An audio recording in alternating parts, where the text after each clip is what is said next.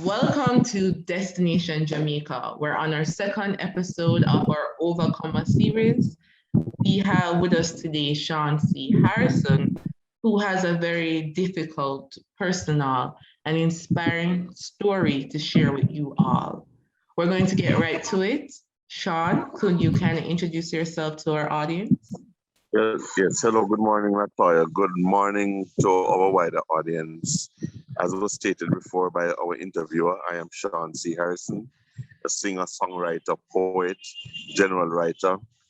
I am 44 years old, and I grew up in the community of Red Hills Pen in the Morant Bay area of St. Thomas, Jamaica. My journey has been one that has been fraught with a number of ups and downs. And one of the most significant developments in my life from infancy to now was the diagnosis at age 19 with a very debilitating illness called paranoid schizophrenia. For most of the period that I was diagnosed up until now, I was diagnosed with paranoid schizophrenia, which actually is a brain disease that produces skewed mental processes and causes you to break from reality, where you enter a world that is not shared by the vast majority of those around you. It is actually the most common form of mental illness and also the most severe. Growing up in the parish of St. Thomas, there would have been dual experiences as I was extremely talented as a child with the gift of song. And as a result of this, I gained wide scale acceptance, but also wide scale rejection and ridicule because as a child, I was pretty much a soft child. And I was not seen as a typical boy child that most Jamaicans know boy children to be, making a lot of things like gigs and trucks and all of that. I wasn't able to do all of that, really. I was more the artsy kind of person. But what happened in my life from infancy to date or to the time when I was diagnosed was nothing short of roller coaster. And as a result of a number of traumatic events during the course of my childhood, from infancy up until the time I was diagnosed, those traumatic events would have figured greatly in the eventual diagnosis of paranoid schizophrenia. Thankfully, I am able to function, which is a privilege that many or most mentally ill persons, especially those ill with schizophrenia, is a privilege that they do not enjoy.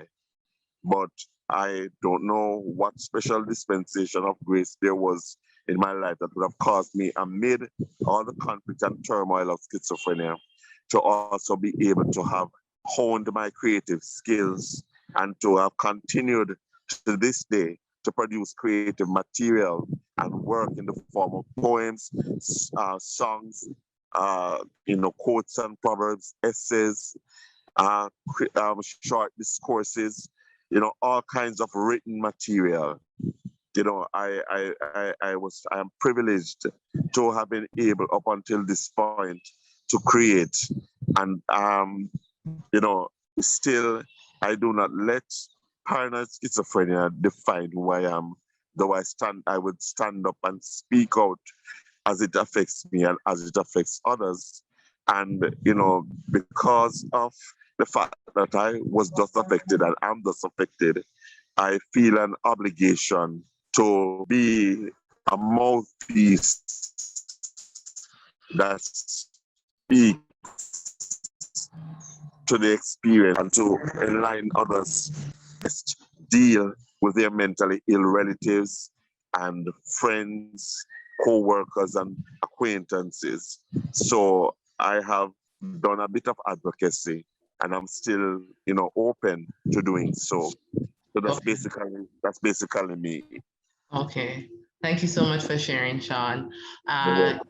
That's you made some valuable points speaking about the mental illness that you struggle with, and you said that you're functioning. So a lot of people believe that if you have a mental illness or what they call mad or unstable, is that you don't function, or you can't be creative or intelligent, or someone who's just a person like any other person. It's just that that's your personal struggle.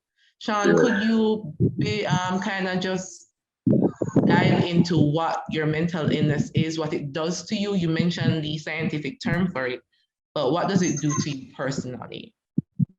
Well, what it did to me at certain points was to cause me to have broken from what we know reality to be. So we find that a lot of our actions, I found that a lot of my actions in the time that I was just affected, a lot of my actions were influenced by the fact that I had this chemical imbalance in my brain that would have caused me to have seen things, heard things, felt things, experienced things that most other persons would not have been doing at the time. So we find that because of how paranoid schizophrenia affects one, if one is not, on a regimen and being treated for it, it only gets worse. Thankfully for me, for most of the time that I struggled with paranoid schizophrenia, I had friends, I had a few relatives around, I had church community, and it made life a lot more bearable for me. And because earlier out in the illness, I educated myself about paranoid schizophrenia, I found that I was better able to adjust to having to be on medications. Paranoid schizophrenia is such that it causes you, as I said, to experience things that other people don't. So you would find that our speech, our conversations, our behavior, our mannerisms are, far from what we call normative. And so oftentimes this causes great stress to family members and causes great conflict in the affected person's relational life as he relates to people around him or her. So paranoid schizophrenia is something, the literal definition of paranoid schizophrenia or schizophrenia is split mind. And no, it's not split personality, but it simply means that the mind has been broken to such a Mm-hmm. point, that you are no longer able to function normally, unless of course you are placed on a regimen and and given the requisite tools, which would very importantly include uh, you know a community, whether a church community or a work community or a club, which would include interactions which help you to cope. Oftentimes, persons who would have been diagnosed with schizophrenia are first affected, that you call it the prodromal phase, usually occurs. That means the beginning of it. The prodromal phase usually occurs in the late teens for males and early 30s for females. So we find when males are affected, they are affected a lot more severely than even females. And oftentimes, what schizophrenia does at that point is to railroad your life to such a point that if you were pursuing studies, higher studies, or if you were planning to pursue higher studies, you find that all of that, goes through the window and out the door, because you are not able to focus and organize yourself and your thoughts in such a way that you are able to function normally in society. It's extremely difficult for the person with schizophrenia who is not being treated, who does not understand his or her illness, who has not experienced even spiritual deliverance. It's very difficult, if not impossible, for that person to cope without the mechanisms that are prescribed for him to Yeah. actually become again a part of normally functioning society. Thank you for that, Sean. So the symptoms include delusions, hallucinations, you seeing something as real that is not real to others, right? So you said breaking, it really breaks down the malady. You're not able to function typically, especially if you're not on medication. Sean, you said this happened to you when you were age 18. That's when it started? 19 years old. 19. And you mentioned at the time that you were pursuing studies. You were doing very well, right? Is it possible for you? No, I'm sorry. I only cited that as an example. I wasn't pursuing studies at the time. I was actually working my first job in a prominent banking institution in Jamaica. But I was only saying that it's usually around the time when persons are pursuing higher studies that this happens. Oh.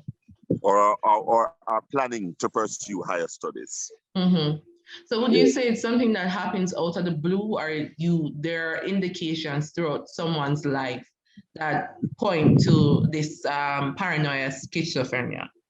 No, most things never usually occur in a vacuum, and that includes paranoid schizophrenia.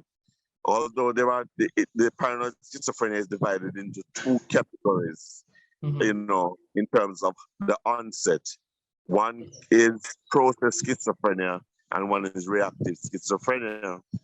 Process schizophrenia is such that a number of things would have been taking place in the person's life over a long or protracted period of time that would eventually cause him or her to break down.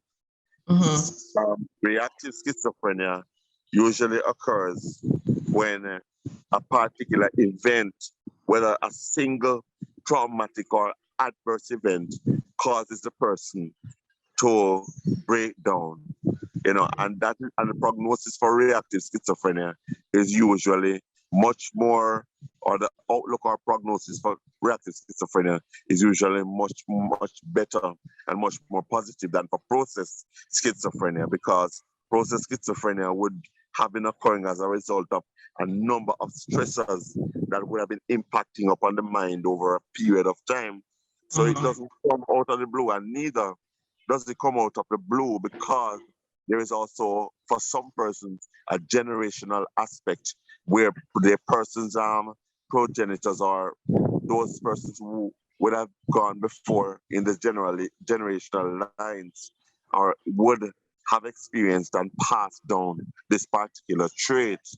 And also, what many persons do not want to embrace as being a pertinent feature of schizophrenia, oftentimes there's a spiritual aspect where there is the element of the demonic that also impacts upon the person and causes it to be all the more hard and all the more difficult for the person to actually recover and regain normal functioning. So no, the genetic, and you also have for process schizophrenia, a number of traumatic events that might include the death of a close relative, or it might include separation from family or close relatives or a close relative, and other things, stresses, which would include normal everyday stresses that become overwhelming.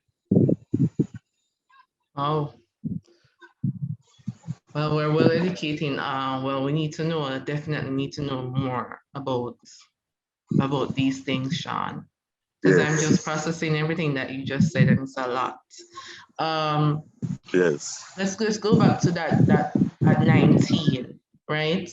I can't imagine how difficult it was for you at that time, being diagnosed or having that first, what would you say, it's an episode at 19? And please forgive me if I'm using any terms that seem insensitive.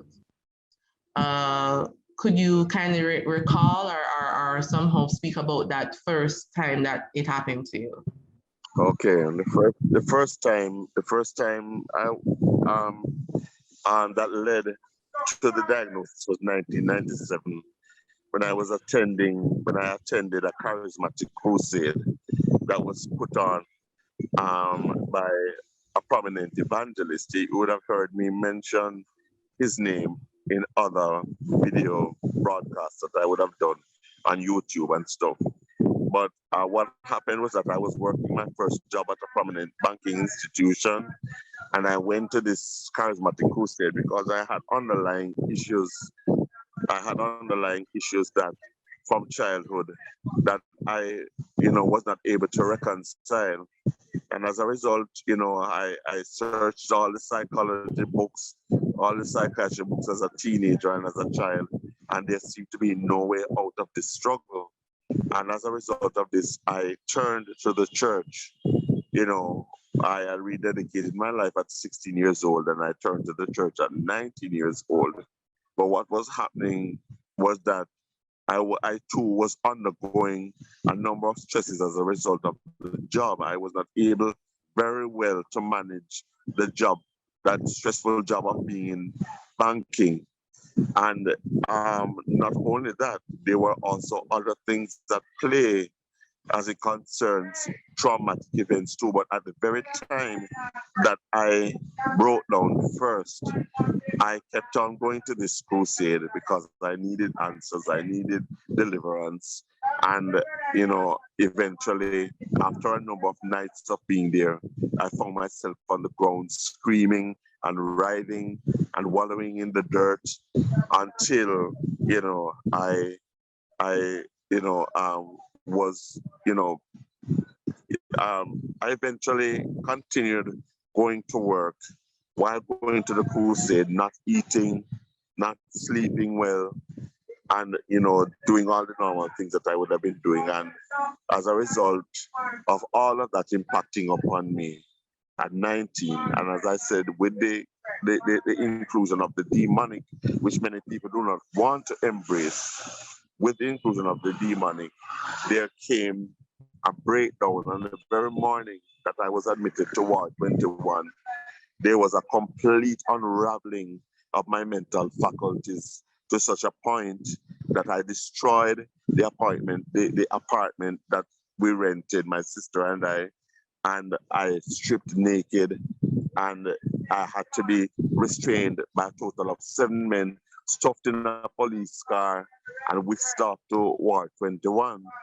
So it is kind of it is a bit convoluted to really tell of the whole thing in a nutshell. It would actually take a lot more time. But yes, there are some people who have experiences like these who actually end up in the psychiatric ward of hospitals and all of that, that would begin, that would very long and dark trek down, a very long and dark trek down the road of mental illness. Yeah. And Sean, what's treatment like? Because you mentioned getting treatment. You said Ward 21, right? I know that we spoke before, and you said that it's not an easy road. Could you expand on that? And you're asking actually about medication? Yes, medication. Okay. Well, important to note is that medication plays a pivotal role in stabilizing persons with mental illness, schizophrenia to be included. So, and this is something that many persons do not really, grasp very readily and and strongly enough, especially in the early stages of the illness. And oftentimes denial, of the illness proves to be one of the major challenges that the person, undergoes. Now, medications are not a walk in the park. Psychotropic medications or antipsychotic medications, as I had begun to take, were of such a nature that I was not able to function normally, because some of these medications that they would first start you out on, they give they make such changes in your bodily processes that oftentimes you do not feel. You feel averse to taking them. And this is one important factor that I believe is underplayed in psychiatry as it concerns how the person feels after and while and during and after taking the medications. This is a major factor that where compliance is concerned, and it was no different for me. When I and also, not being educated enough about the illness often causes persons to go for long periods without really knowing why they are on these medications. But I had, in the early stages, educated myself about schizophrenia, realized that I needed help, and enrolled myself in the psychiatric clinic. It wasn't the only type of help I got. There were persons who tried deliverance, spiritual, interventions, but the illness persisted. And today, the truth is, whether it is my fault or not, the truth is, to date, medications have been the staple for me in retaining normal functioning. And it is important to note that once you have a supportive, informed contingent of persons around you, once you have that, contingent of persons around you, you can cope. And once they have that environment, once they create that environment of encouragement and support and firmness in guiding you and all of that, it is usually,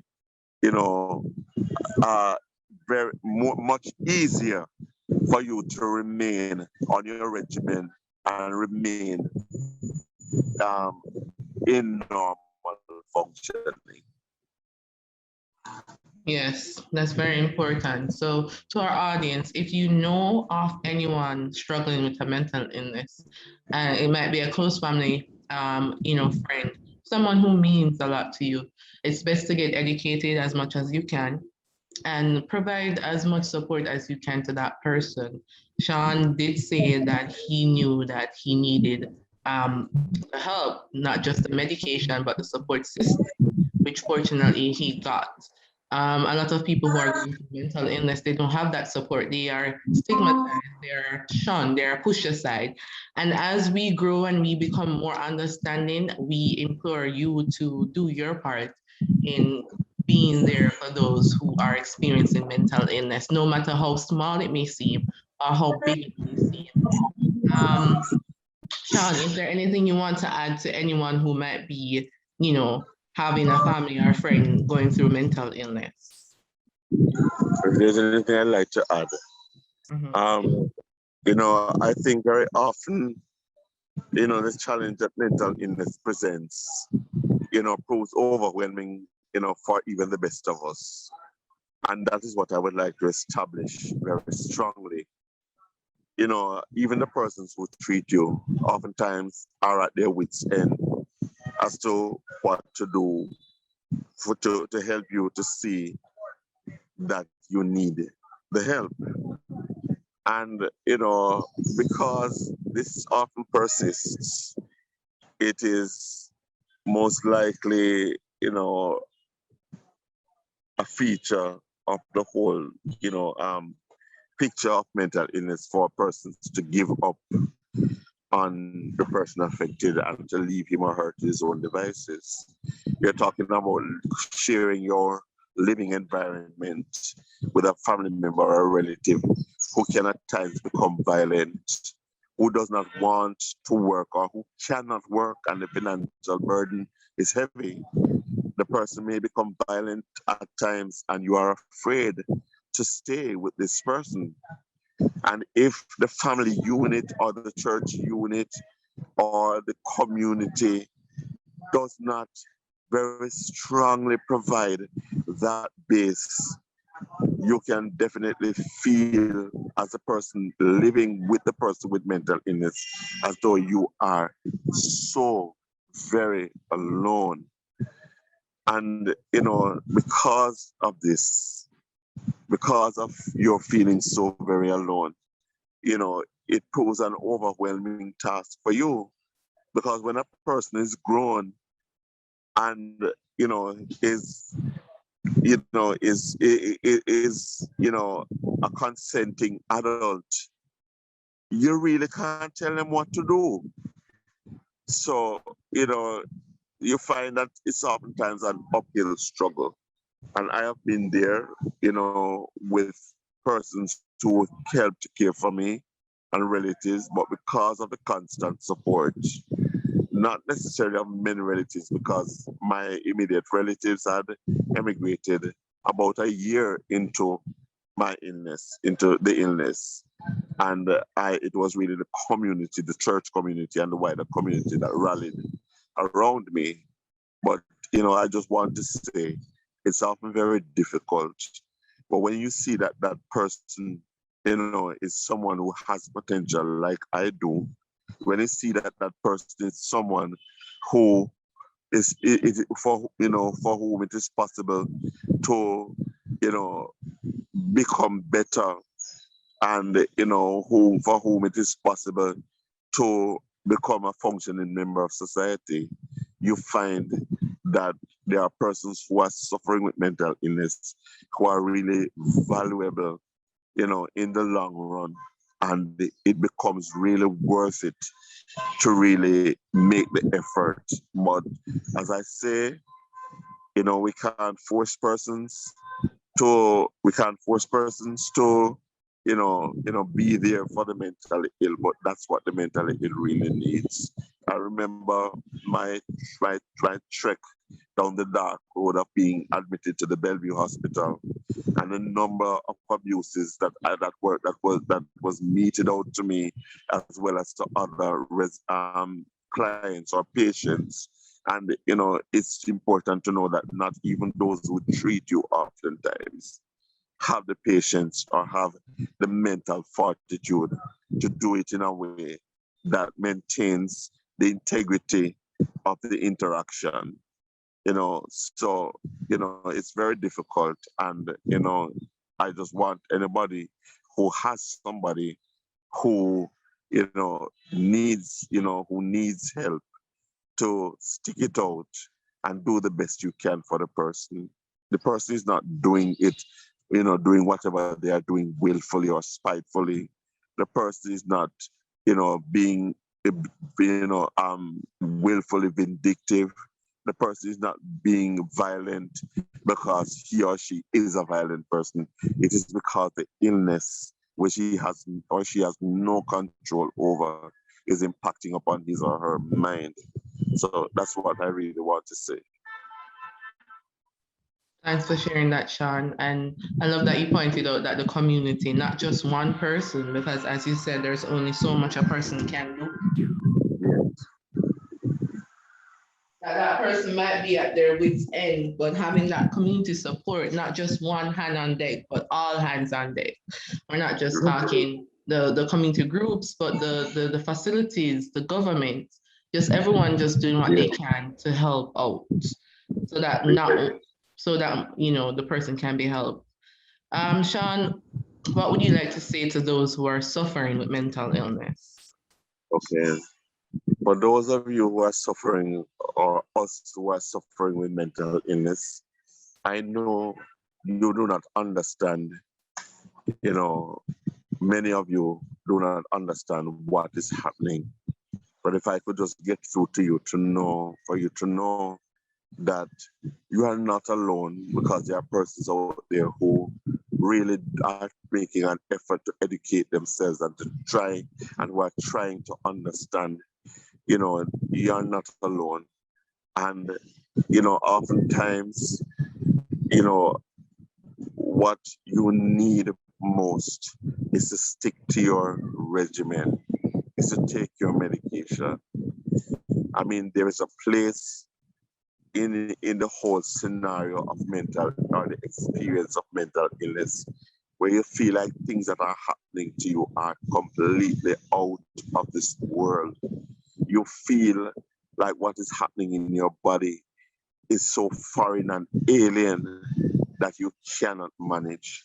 But if you can come to a place of normal functioning and work with those persons who are trying to help you in the psychiatric clinics and in the hospitals and in the doctors, offices, persons who are working in the capacities of psychiatrists and even counselors, if you can just cooperate with them, you would find how much more of a productive life you can live, even in spite of the fact that you might have to be maintained by medications. Oftentimes, what is the staple in treating mental illness? Medications, and often the medications that are initially given to stabilize you, because the first attack is usually so pronounced. What is used to stabilize you, is often, very strong in terms of medications, very strong, and often gives you sensations that you cannot relate to, you cannot manage, or you feel you cannot manage. But if you can work with your healthcare provider, be patient, work with the healthcare provider to ask for medications that are less potent, but which would help you to retain normal functioning, I know you can. It's hard. There are people out there who are cruel. I was recipient of a number of physical attacks, verbal attacks, when I broke down completely between the years 2013 and 2018. I was subject to the very same abuses that the man who is in dirty clothes eating out of the rubbish bins would be. And it was a shocker for me that people could be so cruel. But, the truth is that there are people who are battling with AIDS, there are people who are battling with cancer, diabetes, hypertension, all of those persons. It's difficult for them too, but they have to be on their medications. And I'm not saying that medications are a death sentence, but I know that if you have people around you who really do care and support and love you, you would be benefited in such a great way that you would not uh, seek to push them away, but you would cooperate with the process and just be patient, because sometimes a person may have a breakdown, an initial breakdown that does not necessitate protracted use of medications, but only the doctor can determine that, and not only the doctor. If you are part of a church community, I'd like to tell you that there is an element to mental illness that involves the demonic. Oftentimes, the kingdom of darkness, that is the seat, of, all that we do. And oftentimes the kingdom of darkness affects us, in that area, in an effort to try to stop the purposes that God has for us. So many of you who are out there who are mentally ill, I know you are gifted people. You are talented people. You are persons of repute. You are persons of great abilities. Don't feel like you cannot continue to do what you are doing, because I am doing it. I am continuing to write. I am continuing to sing whenever I can. I am continuing to maintain my social relationships, and I'm continuing to try to stick to my regimen, which is taking the medications, and I'm continuing to try to forge out new grounds and forge ahead, to make my life better. And, if I am an example at all to you in what I say, I would like you to know you can make it, you can do it. It is not a death sentence. You are an overcomer, and with God, all things are possible. You can do all things through Christ who strengthens you, as the Bible says. And I know it's hard, but you can cope. Wow, it's beautiful, Sean. Powerful. Yeah, Thank you. bow. Okay, thank you. It's really good. Okay, And I just know that you touched someone today. yeah. Sounds like you have a career. I was just telling the first episode, Nana, that I did in the first episode yesterday, that she has a career in speaking. Sounds like you have one too. I know that you said you do some advocacy, but I think going through it and being through it, you will Yes, be you will help a lot of people if you were more out in the field doing yes, this. But that's something for us to talk about off the air. yes, yes, um, we are going to close. You essentially told us your story of overcoming through, your narratives that you yes, provided. If you would just let us know, is there anything that you want to say to the government or the healthcare system or the church as it relates to mental illness? Okay, well, for these three groups, they are often the hardest, to reach and to establish the gravity of mental illness with. The church is oftentimes resistant, and, there is not a balance that is struck as it concerns how to deal with the mentally ill. And as I say, a large part of mental illness involves the demonic. But there are times when deliverance takes place, or the process of deliverance takes place, with no follow up. And as a result of that, persons fall by the wayside over and over. But mental illness is something that you have to be extremely involved with.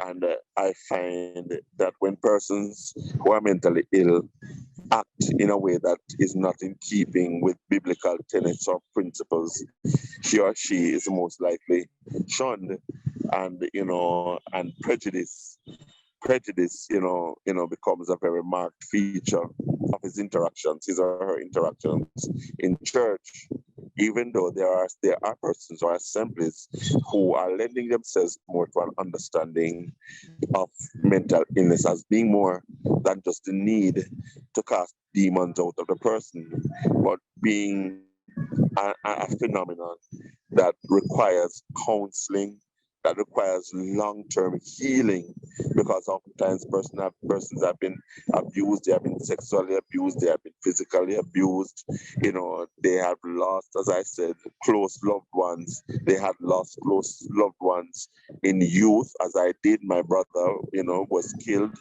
He was murdered at when I was age 14, and it was very dear to me. And that was one thing that really railroaded my mental faculties later. And so, there may be sexual abuse, and the church needs to be sensitive to this and not just, take a snap out of it approach to the person or the persons affected. They need to provide that environment of love and care and acceptance to government. No, its task is mostly for education and treatment and facilitation, of facilitating the mentally ill in terms of the social aspects of his or her life.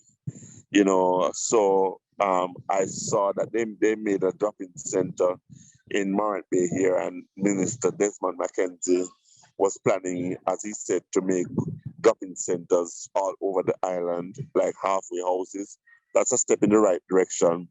But if the government really takes this issue very seriously, it would see that much more deep interventions are needed, like persons who are aides, who actually help the mentally ill, to cope and to live normal lives, pay visits like social workers, provide housing, and assign persons who help these mentally ill persons to cope. Oftentimes, homelessness, as I said, is a very big issue. And when the person is turned out of the family unit and the family home because they can't cope anymore, where do they go? Those are things that are pertinent questions, and the government needs to step in to answer this. And so I believe strongly that housing is one of the deepest and greatest needs of the mentally ill. And persons, who and food, clothing, shelter, those are basic human needs. And oftentimes persons with the mental illness, with mental illnesses, do not have these needs met. So I'm glad that the government is doing that. making dropping centers where they can get meals and get a bath. But oftentimes these persons, after they get the bath and get the meals, go right back to sleeping on the streets. That needs to be addressed, whether in an individual way where they get individual housing, or in a collective way where they are housed, along with other mentally ill persons with trained staff. But look at me, you know, I myself had found myself without a home, Latoya, as I spoke to you to tell you that I am now in a depressed area of Mark Bay, St. Thomas, where I was actually threatened, and the situation in my home that I refurbished, with my mother's money, refurbished single-handedly. The young man that I reared, he has abused me physically, verbally, on a number of occasions, stolen from me, lied on me, slandered me. And so I had to leave. And if I didn't have an aunt who was willing to take me in to give me her room in her little food for the poor house, I don't know where I would be now. It was obvious, Latoya, that I was not able to live with the young man. And no matter how I tried, it always broke down eventually. So, these are realities of the mentally ill person's lives that need to be addressed. And as it concerns, lastly, the health system and the health workers, where I worked at a health facility, they were not kind to me. I did establish a few good relationships, but they were not kind. Management was not kind. And then the first staff was not kind. And I find that oftentimes there is prejudice in the very same health sector that should be embracing you, and this cannot continue. Persons need to be more sensitized as to how to deal with the mentally ill in a professional way. When I was in the Bellevue Hospital, I was abused on numerous occasions, and I saw other young men in the ward that I was actually admitted being abused by staff who should have had training in those areas, or in that area of treating mental illness. So there is so much more that needs to be done. But I am glad for the moves that are being made towards helping us, but there's more that needs to be done. Yes, definitely. Thank you so much, Sean, for sharing. And I hope this interview reaches those who are in the power to make a change, be it the government, the churches, the healthcare system, or communities. Because what you said, it needs to be addressed. We need to stop shunning, abusing, isolating, and treating people who have mental illness as if they're not people.